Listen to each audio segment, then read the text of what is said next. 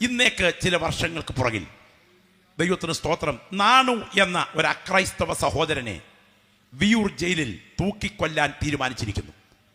തൂക്കിക്കൊല്ലാൻ തീരുമാനിച്ചതിൻ്റെ കാരണമുണ്ട്. ദൈവത്തിന് സ്തോത്രം, ഒരു അമ്മയുടെ കൺമുൻപിൽ ഒരു വീടിൻ്റെ മുറ്റത്ത് 2.5 വയസ്സുകാരൻ ഒരു വിനോദ് എന്ന കുഞ്ഞ് കളിച്ചുകൊണ്ടിരിക്കുകയാണ്. അമ്മയുടെ അടുക്കള ജനൽ തുറന്നിട്ടിരിക്കുക. പക്ഷേ സെക്കൻഡ് കൊണ്ട് ഈ കുഞ്ഞിനെ കാണാനില്ല. അമ്മ മുറ്റത്തോട്ട് ഇറങ്ങി അലറി വിളിച്ചു, വിനോദ്. പരിസരങ്ങളിൽ മുഴങ്ങിയ ശബ്ദം വനരോധനമായി. നാട്ടുകാരോടിക്കൂടി, ദേശം അരിച്ചുപിറക്കി.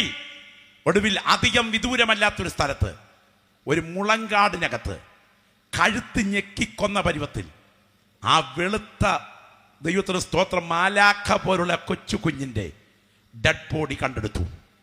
അതിൻ്റെ കഴുത്തിലെ 2.5 പവൻ സ്വർണം മോഷ്ടിക്കപ്പെട്ടു. അധികം താമസിക്കാതെ കുറ്റവാളിയെ ഗവൺമെന്റ് പോലീസുകാർ പിടിച്ചു. നാണു അദ്ദേഹത്തെ അറസ്റ്റ് ചെയ്തു. അവസാനം അദ്ദേഹത്തെ തൂക്കിക്കൊല്ലാൻ തീരുമാനിച്ചു. തൂക്കിക്കൊലയ്ക്ക് ഡേറ്റുകൾ ക്രമീകരിച്ച് കിടക്കുമ്പോൾ ഒരു കർത്തൃദാസൻ ആ ജയിലറയിലേക്ക് ചെന്നു. അദ്ദേഹം ഒരു പുതിയ നിയമത്തിൻ്റെ പ്രതി ഈ കുറ്റവാളിക്ക് നേരെ നീട്ടി. കോപാക്രാന്തനായ ഇദ്ദേഹം ആ ബൈബിൾ ഇങ്ങോട്ട് വാങ്ങിച്ച് ചുരുട്ടി കൂട്ടി നിലത്തോട്ടെറിഞ്ഞിട്ട് പറഞ്ഞു, പൊക്കോണം, സ്വർഗം വിൽക്കാൻ നടക്കുക അല്ലേ, നിന്റെ വർഗത്തെ കാണരുത്, എൻ്റെ കൺമുൻപിൽ കാണരുത് എന്ന് പറഞ്ഞാലറി. ആ ദൈവദാസൻ ശാന്തമായി അടുത്ത സെല്ലിലേക്ക് പോയി. പുറത്തേക്ക് ഏതോ ആവശ്യത്തിന് പോയിട്ട് അകത്തോട്ട് കയറി വരുമ്പോൾ മൂലയ്ക്ക് ചുരുണ്ട് കിടക്കുന്ന ഈ ബുക്ക്, ഈ ബൈബിൾ എടുത്ത് തിരിച്ചു നോക്കിയപ്പോൾ ആ അശ്രദ്ധമായ നോട്ടത്തിൽ ചങ്കിൽ ഉളി കയറുന്നത് പോലെ ഒരു വാക്യം പതിച്ചു. തൻ്റെ ഏകജാതനായ പുത്രനിൽ വിശ്വസിക്കുന്ന ഏവനും നശിച്ചു പോകാതെ നിത്യജീവൻ പ്രാപിക്കേണ്ടതിന് ദൈവം അവനെ നൽകുവാൻ തക്കവണ്ണം ലോകത്തെ സ്നേഹിച്ചു. വല്ലാത്ത ഭാരം ഇദ്ദേഹത്തിന്റെ മനസ്സിനെ ഭരിച്ചു. തറയിൽ മുട്ടുകുത്തി അസാധാരണ പാപഭാരം നിമിത്തം ഇയാൾ അലറിക്കരഞ്ഞു.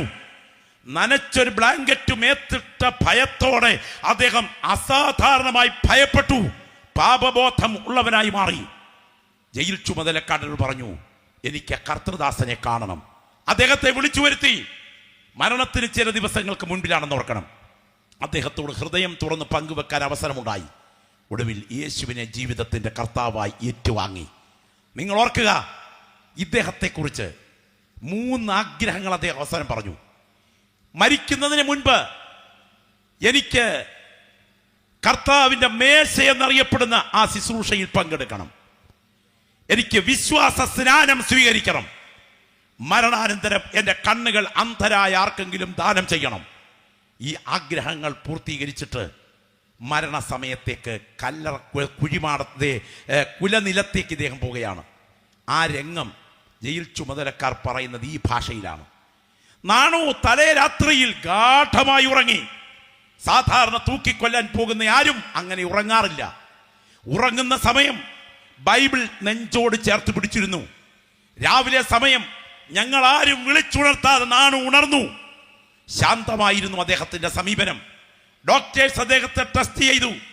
ക്രമീകരിക്കപ്പെട്ട സമയം അദ്ദേഹം നേരെ, ദൈവത്തിന് സ്തോത്രം, പ്ലാറ്റ്ഫോമോട് അടുക്കുകയാണ്. മുഖം മൂടേണ്ടതാണ്.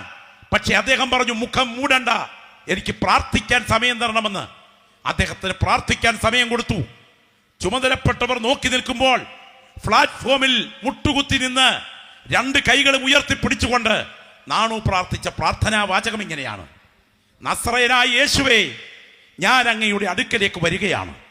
എൻ്റെ കൊടിയ പാപങ്ങളെ അങ്ങയുടെ ജീവരക്തം കഴുകിയത് കൊണ്ട് സ്തോത്രം. ഞാൻ ഇത്രയും ദിവസങ്ങൾ അങ്ങയെ വിശ്വാസ കണ്ണുകളാൽ കണ്ടു.